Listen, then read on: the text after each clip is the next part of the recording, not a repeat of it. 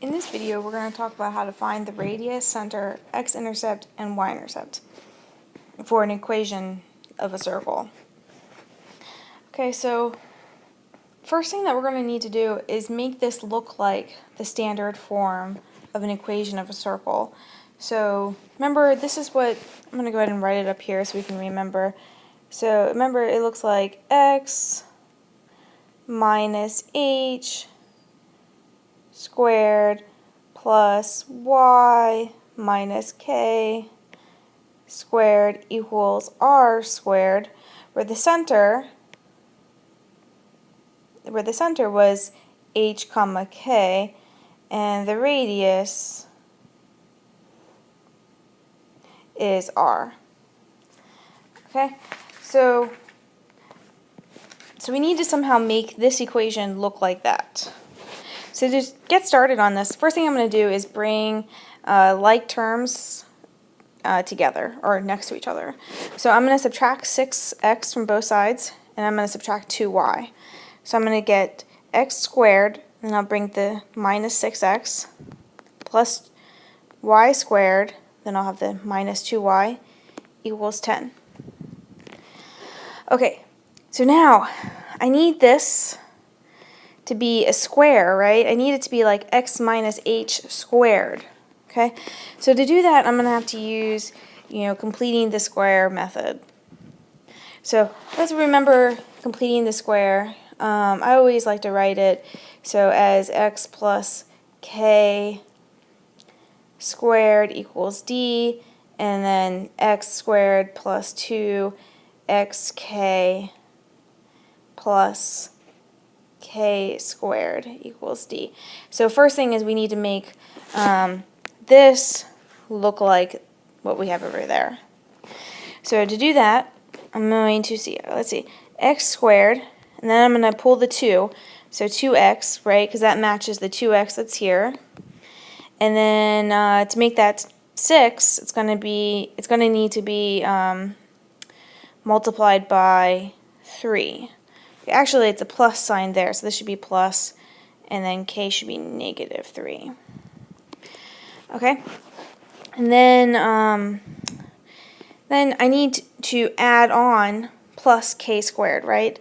So plus negative 3 squared. Now that's a new term, so I'm going to need to add it over to the other side of the equation. So let's see, I'm going to go ahead and write the other side of the equation way over here because I still need to deal with this part as well. So I'll write it over here though. So I'll have 10 and then plus this negative 3 squared is basically it's 9, right? Okay. So now I'm going to need to do the same thing to this y squared minus 2y. So let's see, I'm going to say plus y squared, and then I'm going to do plus 2y, and so basically, it says y instead of x, but it doesn't matter. So I have the 2 times the variable, right? So what is k? K is just 1. So I still need to add on k squared, so plus 1 squared. So if I add this 1 as extra, I also need to do that to the other side, plus 1. Okay, so these two I added on, so I added them on the other side as well. Okay, so now this is a complete square, and this is a complete square. The first one is x plus, what is k? K is negative 3, right? So I guess I shouldn't have written plus, but I should have written minus 3. Okay, squared. And then this complete square is y, and then, I just noticed that I guess this should have been a negative 1, so a negative 1 squared, okay, because this was minus 2y. So k is minus 1, so y minus 1 squared, and then on the right hand side I have 10 plus 9 plus 1, so that's 20. Okay, so now I have it in the standard form. So now I can easily tell you, okay, so what's the radius? the radius is the square root of 20, right? Because over here is r squared, so I just take the square root of it, and that'll be the radius. The center is, so it would be h comma k, right? So 3 comma 1. Alright, now notice the standard form already has the minus sign, so these guys already have the minus sign, so that's why this is positive, right? If this said x plus 3, then h would have to be, it would be negative 3 as the center, okay? So be careful with your signs when you're trying to determine what's the center. Alright, lastly, I need to find the x-intercept and y-intercept.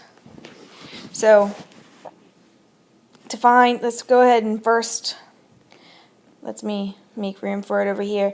So first, let's find the x-intercept. So to find the x-intercept, I plug in 0 for y. So I can go ahead and do that. I'll have x minus 3 squared plus 0 minus 1 squared equals 20. X minus 3 squared. So this is 1 squared, right? So plus 1 equals 20. I'm going to subtract 1 from both sides. Okay, so I get 19. And then I'm going to take the square root of 19, plus or minus, right? Because it can be either plus or minus. And then I'm going to add 3 to both sides, so I get x equals plus or minus square root of 19 plus 3. Okay, so those are two different points because of the plus or minus. So the x-intercept, there's two of them. Okay, so first I'll do the negative one. So I'll say negative square root of 19 plus 3 comma 0, and then positive square root of 19 plus 3 comma 0. Okay, lastly, let's do the y-intercept. Same, very similar to finding the x-intercept. We plug in 0 for x now. So we have 0 minus 3 squared plus y minus 1 squared equals 20. So I'll have negative 3, well, negative 3 squared is 9, right? Negative 3 times negative 3 is 9. Y minus 1 squared equals 20. Subtract 9 from both sides. So we get y minus 1 squared. 20 minus 9 is, let's see, 11. Okay, so you take the square root, plus or minus 11, square root of 11, then I add 1 to both sides. Plus or minus the square root of 11 plus 1. So the y-intercepts then, there's two of them. The negative 11, square root of 11 plus 1.